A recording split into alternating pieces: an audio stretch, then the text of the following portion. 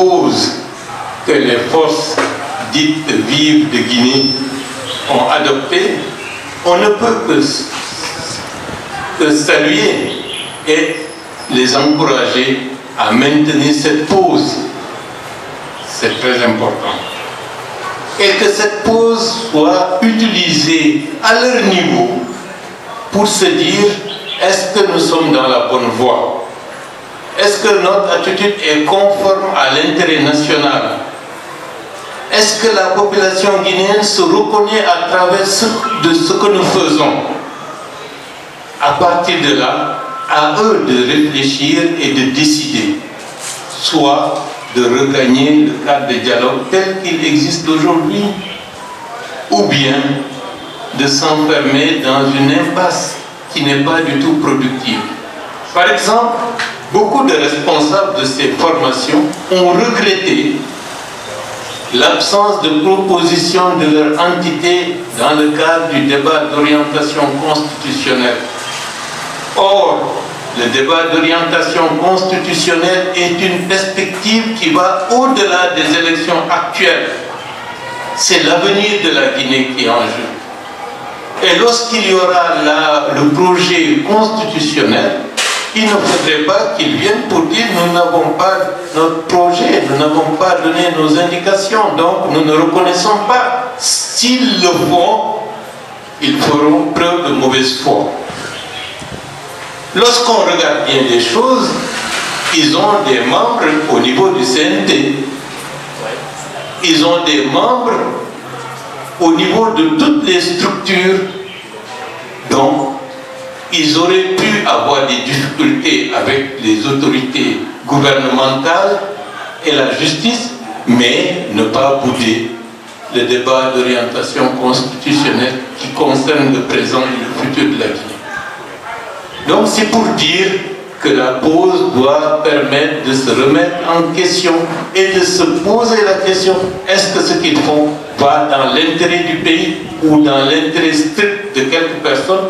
D'autant plus, j'ai échangé avec beaucoup de membres de ces entités qui sont courroucés, c'est-à-dire qui ne sont pas du tout contents du fait que leur parti n'ait pas contribué au débat d'orientation constitutionnelle. Ça, c'est par rapport à votre première question. La deuxième, les examens. Les examens. Je souhaite à tous les enfants qui passent des examens, et je sais que c'est la période actuelle, de réussir et que cela se fasse dans d'excellentes conditions. Mais je suis conscient d'une chose, la réussite, c'est un processus. Les enfants sont intelligents, les enfants sont travailleurs, mais est-ce que toutes les conditions sont réunies pour que les jeunes talents, les jeunes pousses que nous avons évoluent dans une ambiance qui leur permet de réussir? Là, je ne suis pas du tout satisfait de la situation de l'école de manière générale. Vous vous souvenez, en 2016, le président Alpha Condé m'avait convié à participer à une commission de réflexion pour faire le diagnostic du système éducatif sans complaisance. En 2016, j'ai décliné par la suite parce que j'ai su que ça n'avait pas d'avenir, puisque c'était beaucoup plus une opération de communication qu'une opération véritable d'examen de manière approfondie les difficultés de l'école guinéenne. Malheureusement, je constate que depuis 2016 et maintenant, ça fait 7 ans, je n'ai pas vu une réforme radicale, profonde, pour prendre en charge les dysfonctionnements graves du système éducatif guinéen.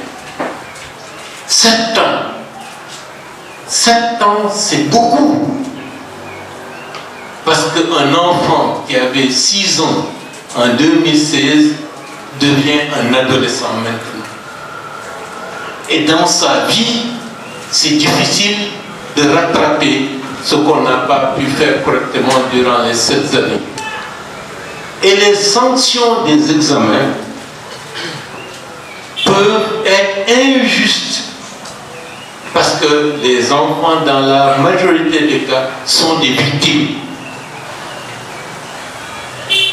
Donc, c'est cela que j'ai à dire, mais malgré tout, dans les conditions les plus difficiles, j'encourage les enfants, j'encourage les parents, j'encourage les éducateurs de ne ménager aucun effort pour que malgré tout, que les enfants puissent réussir et que les rescapés puissent permettre demain de corriger les graves dysfonctionnements que nous avons dans notre système éducatif.